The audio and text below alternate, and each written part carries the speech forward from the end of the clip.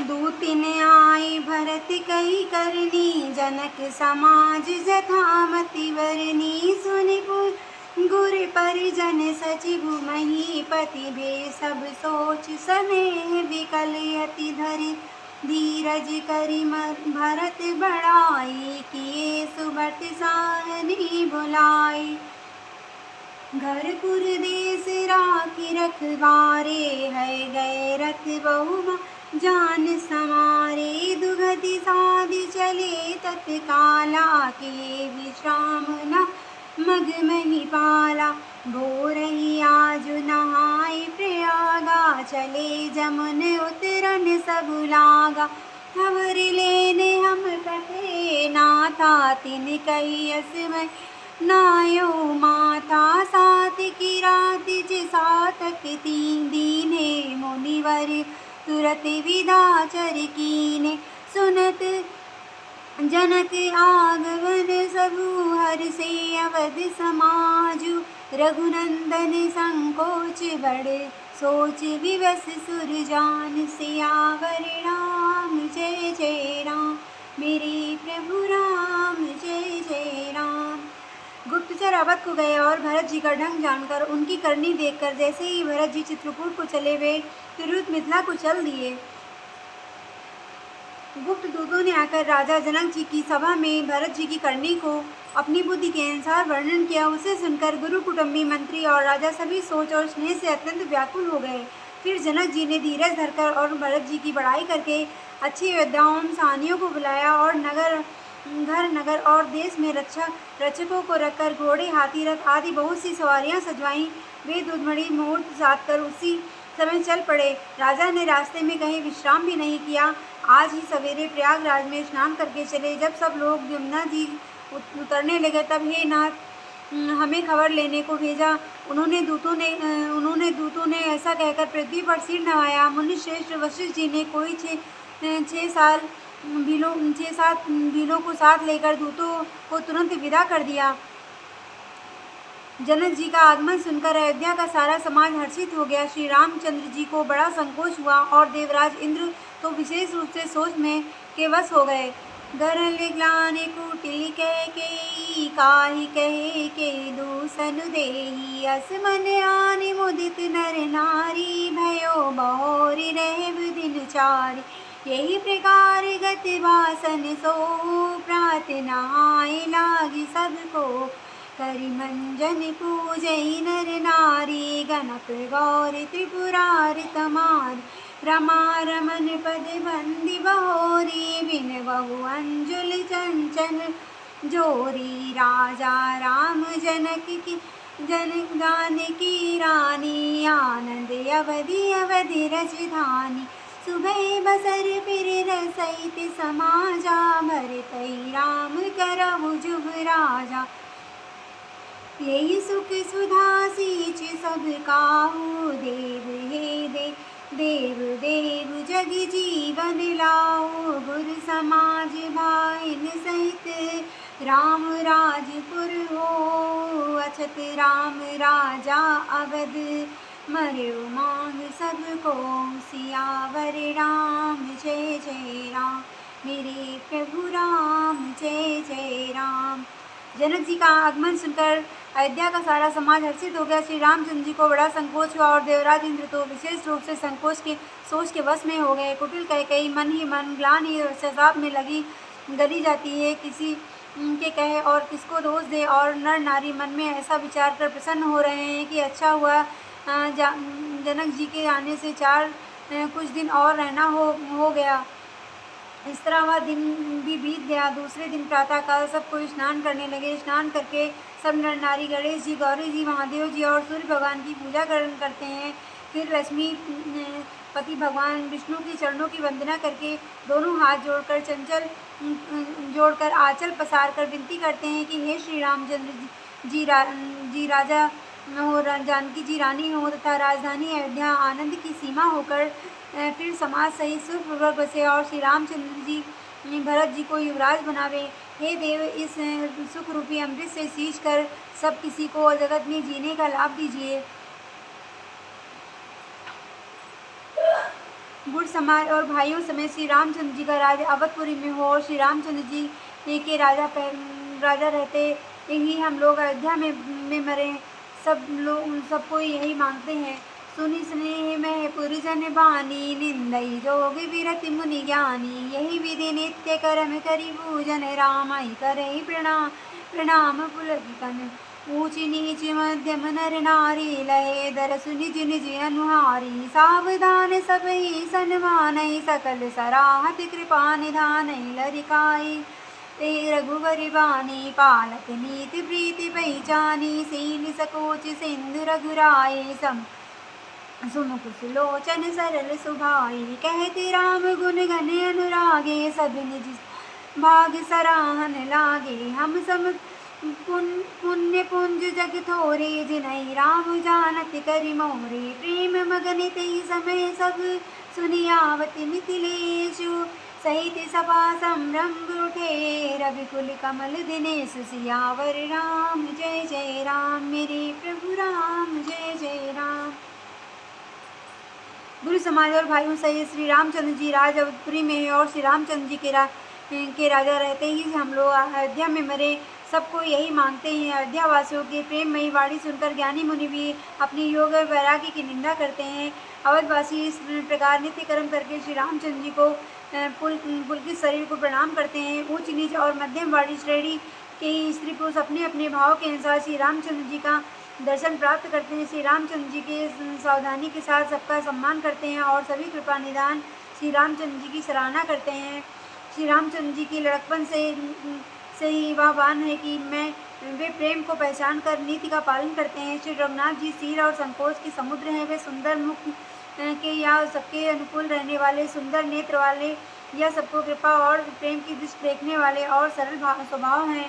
श्री रामचंद्र जी के गुण समूह को कहते कहते सब लोग प्रेम में भर गए और अपने भाग्य की सराहना करने लगे कि जगत में हमारे समान पुण्य की बड़ी पूंजी वाले थोड़े ही हैं, जिन्हें श्री रामचंद्र जी अपना करके चाहते हैं। ये मेरे हैं ऐसा जानते हैं कि उस समय सब लोग प्रेम में मग्न हैं। इतने में ही मिथिलापति जनक जी को आते हुए सुनकर सूर्य कुल रूपी कमल के सूर्य श्री रामचंद्र जी सभा सहित आदर पूर्वक जल्दी से उठ खड़े हुए।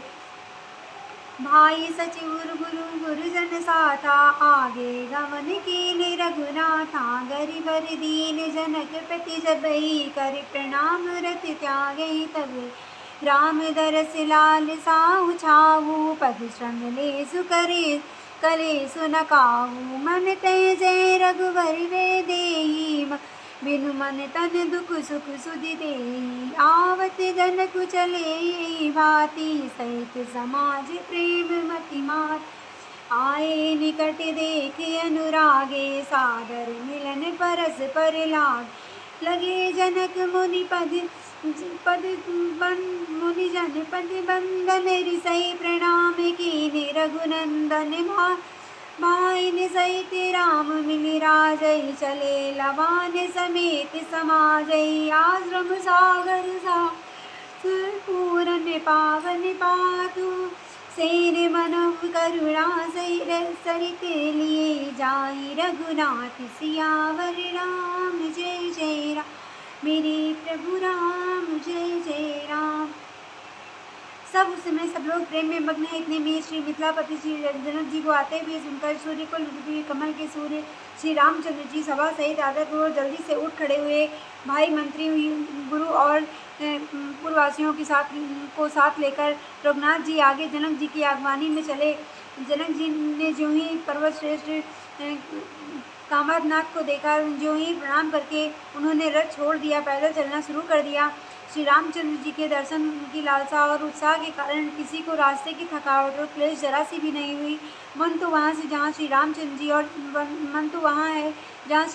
जी और जानकी जी हैं। बिना मन के शरीर से सुख दुख की सुख किसको है, किसको हो।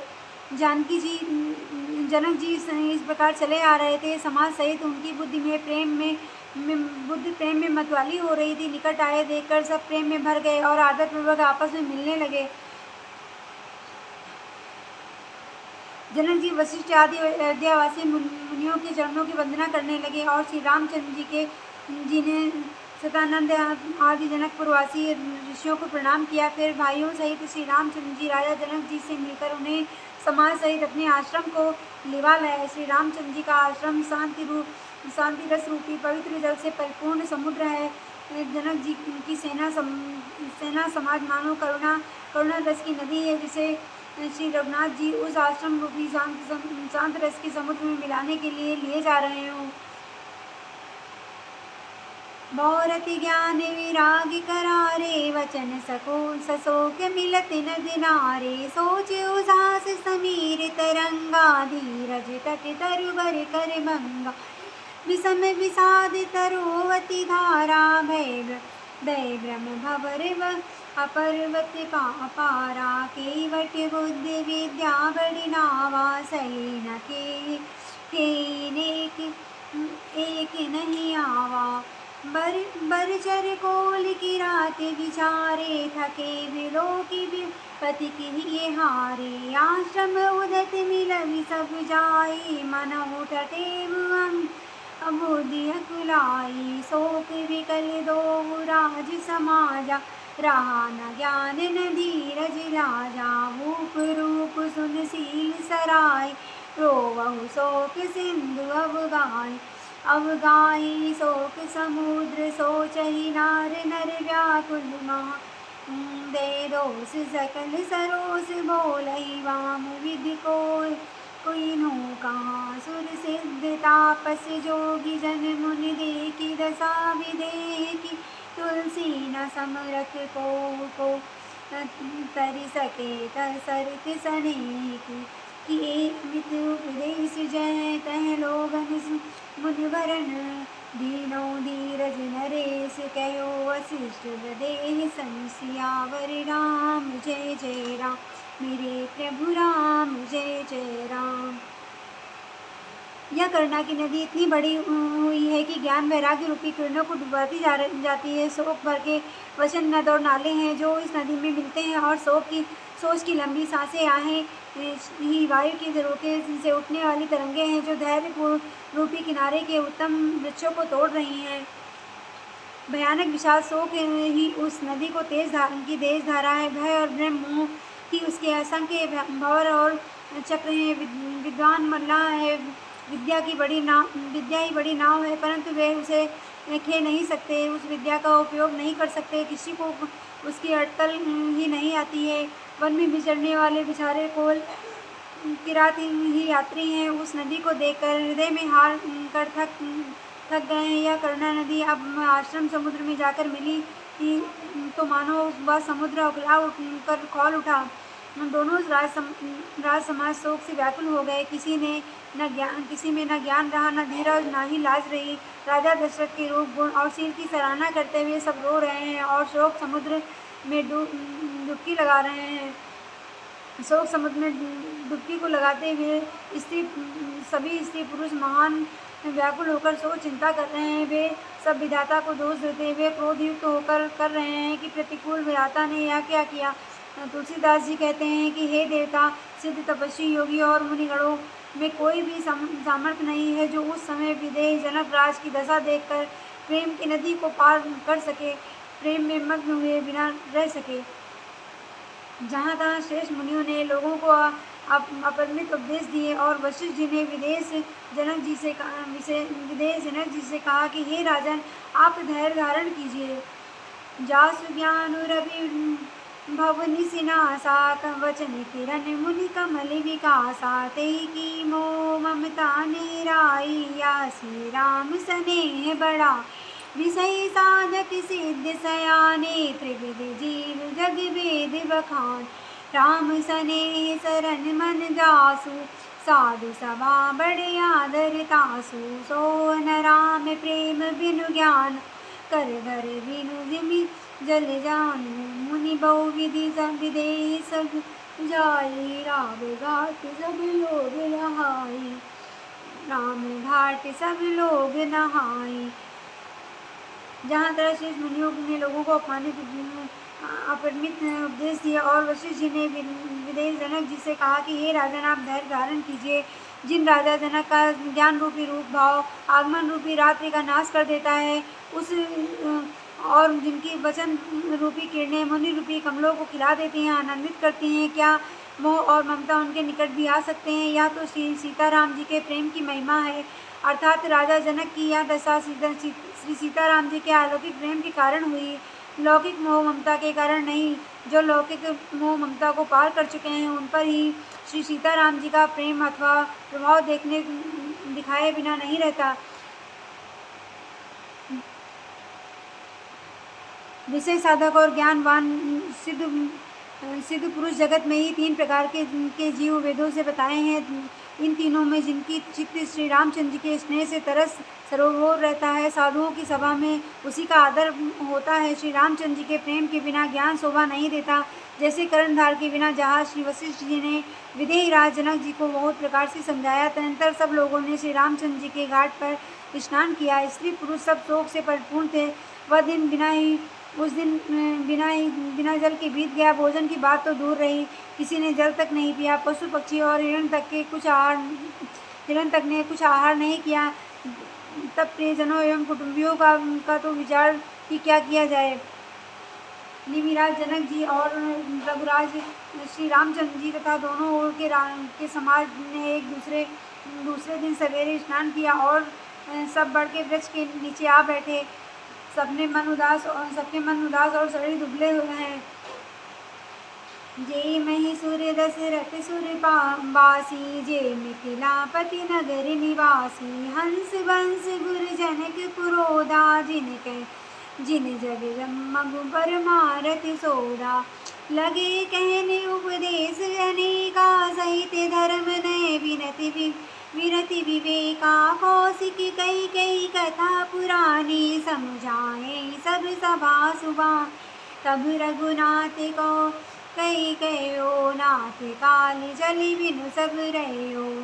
मुनि कहे उचित कहत रघुराई, गयो वीति दिन पैर उड़ाई। ऋषि रुकुलकी कहे तुरते विराजो, यहाँ जित नहीं असन अनाज। कहाँ भूप बल सबहि सुहाना, पाई रजायुस चले दहाना। तेहि अवसर फल फूल दल, मूल अनेक प्रकार। लई आए बनचर विपुल, भरि भरि कांवर भार। सियावर राम जय जय राम, मेरे प्रभु राम जय जय राम।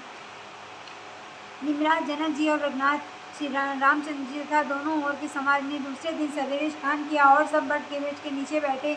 सबके मन उदास और शरीर दुबले हैं। जो दशरथ जी श्री नगरी अयोध्या के रहने वाले और मिथिलापति जनक के नगर जनकपुरी के रहने वाले ब्राह्मण थे, तथा सूर्यवंश के गुरु वशिष्ठ जी तथा जनकपुरी के पुरोहित सतानंद जी, जिन्होंने सांसारिक अभ्युदय का मार्ग तथा परमार्थ का मार्ग छान डाला था, वे सब धर्म नीति वैराग्य तथा विवेक युक्त आने को उपदेश देने लगे। विश्वामित्र जी ने पुरानी कथाएं इतिहास कहकर सारी सभा को सुंदर वाणी से समझाया। तब श्री रघुनाथ जी ने विश्वामित्र जी से कहा कि हे नाथ, कल सब लोग बिना जल पिए ही रह गए, अब कुछ आहार करना चाहिए। विश्वामित्र जी ने कहा कि श्री रघुनाथ जी उचित ही कह रहे हैं, 2.5 दिन आज भी बीत गया। विश्वामित्र जी का रुख देकर तिरहुतराज जनक जी ने कहा, यहाँ अन्न खाना उचित नहीं। राजा का सुंदर कथन सबके मन को अच्छा लगा।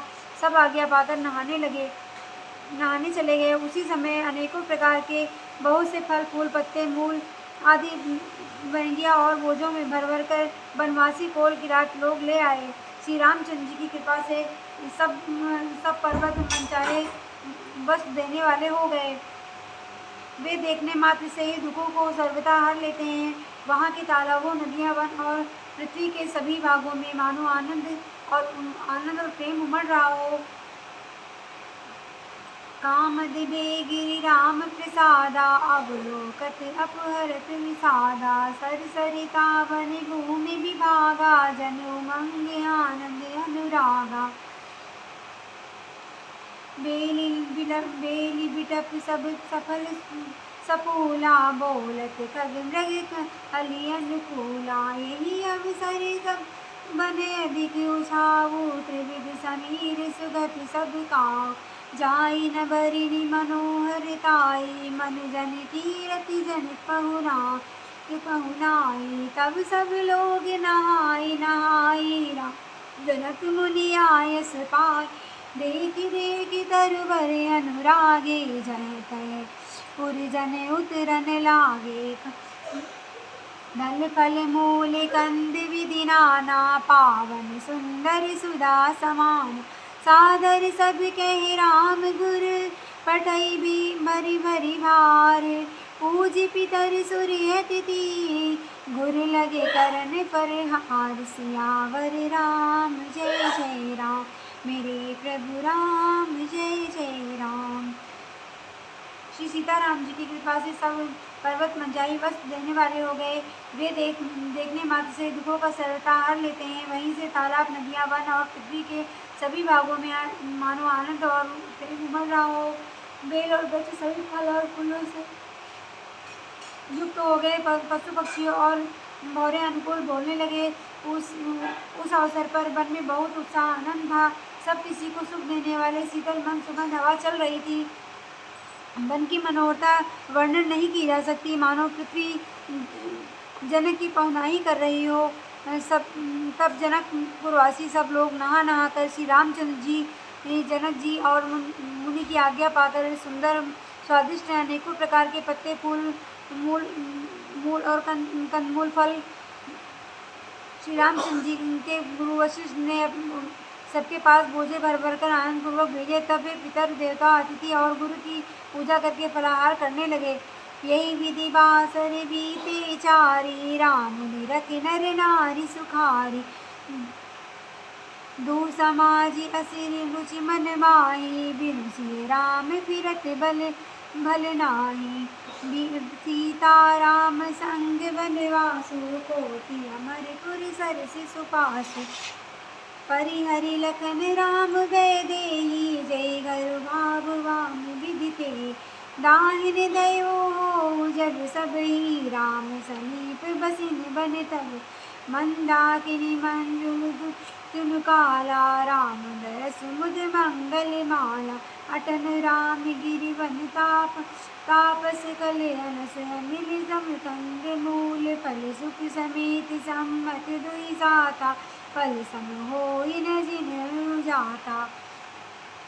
यही शुभ जुग न लोग सब कहीं कहाँ रस भाग। सहज सुभाए समाज राम शरण अनुराग। सियावर राम जय जय राम मेरे प्रभु राम जय जय राम। सीताराम जी के गुरु वशिष्ठ ने उनके पास बोझे भर भर कर आनंद पूर्वक भेजे। तब वे पितर देवता अतिथि और गुरु की पूजा करके फलाहार करने लगे। इस प्रकार 4 दिन बीत गए। श्री रामचंद्र जी को देखकर सभी नर नारी सुखी थे। दोनों समाजों के मन में यही इच्छा थी कि श्री सीताराम जी के बिना लौटना अच्छा नहीं है। श्री सीताराम जी के साथ वन में रहना करोड़ों देवलोकों के निवास के समान सुखदायक है। श्री लक्ष्मण जी, श्री रामचंद्र जी और श्री जानकी जी को छोड़कर किसको घर अच्छा लगेगा। विधाता उसके विपरीत है।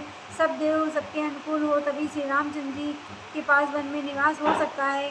मंदाकिनी का तीनों समय स्नान और आनंद तथा मंगलों की माला समूह रूप श्री रामचंद्र जी का दर्शन श्री रामचंद्र जी के पर्वत के कामारनाथ धर वन और तपस्विनी के स्थानों में घूमना और अमृत के समान कंद मूल फलों का भोजन 14 वर्ष सुख के साथ कल के समान हो जाएंगे। साथ बीत जाएंगे। आते जाते हुए जान ही ना पड़ेंगे। सब लोग यह कह रहे थे कि हम इस सुख के योग्य नहीं हैं। हमारे ऐसे भाग्य कहाँ। दोनों समाजों का श्री रामचंद्र जी के चरणों में सहज स्वभाव ही प्रेम है।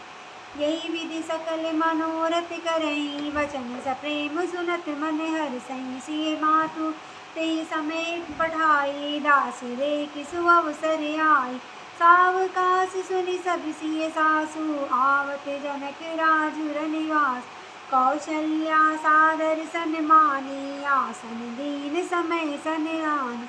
सीन सनेव सकल कोरा द्रवई देख मुनि कुलसी कठोरा, पुलक शिथिल बन बारी विलोचन मही नक लिखन गए लगी सब सोचन, सब सिय राम प्रीति की सी मूरत, जन करुणा बहु बेस विसूरत सिए, मातु कह विधि विधवा की जो कह फेन पोर पवि टाकी, सुनिउ सुधा के उगरल सब कर तूत कराल, जह तह काके अलोक बक मानव सकत मराल, सुनि सकोच सब देव सुमित्रा, विधि गति भी बड़ी विपरीत विचित्रा, सो सजिवालन कर हरण बहोरी बाली, केलि समगीत विधिमति भोरी, कौसल्या के दोष न काहू, करम विवश दुख सुख क्षति लाहू, कठिन करम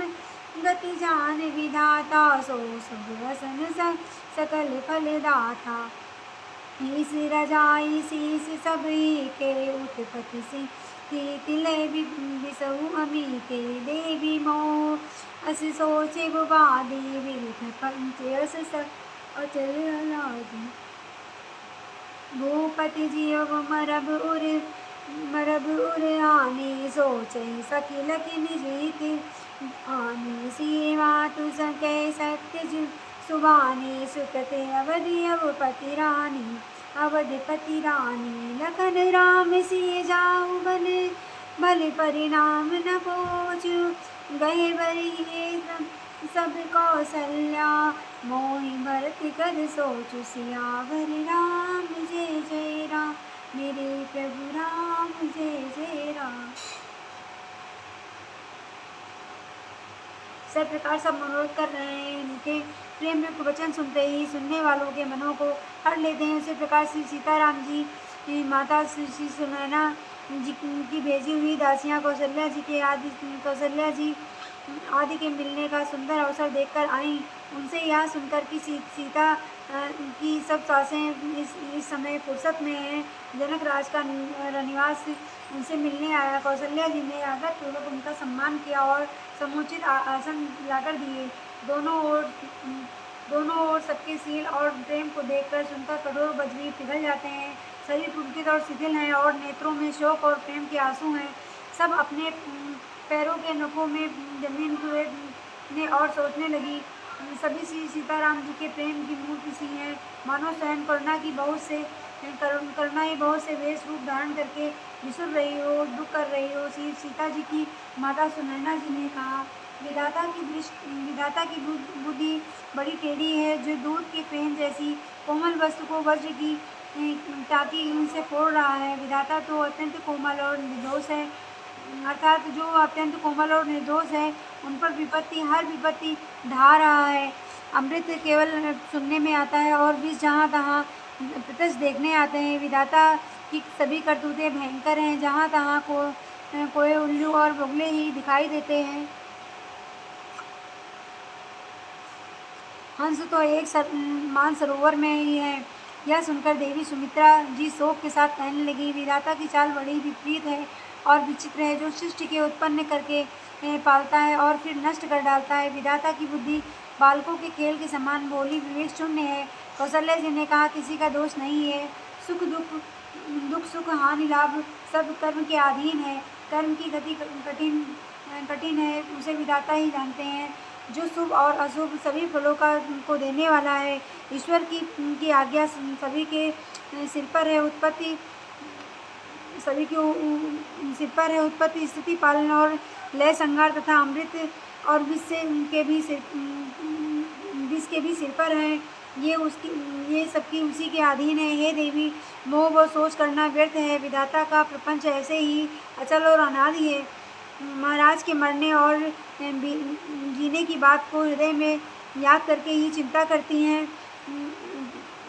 वह तो है सखी, हम अपने ही हित को हानि देखकर स्वार्थ बस करती हैं। श्री सीता जी उनकी माता ने कहा, आपका कथन उत्तम और सत्य है। आप पुण्यात्माओं की सीमा रूप अवधपति महाराज दशरथ की तो रानी है, फिर भला ऐसा क्यों न कहेंगी।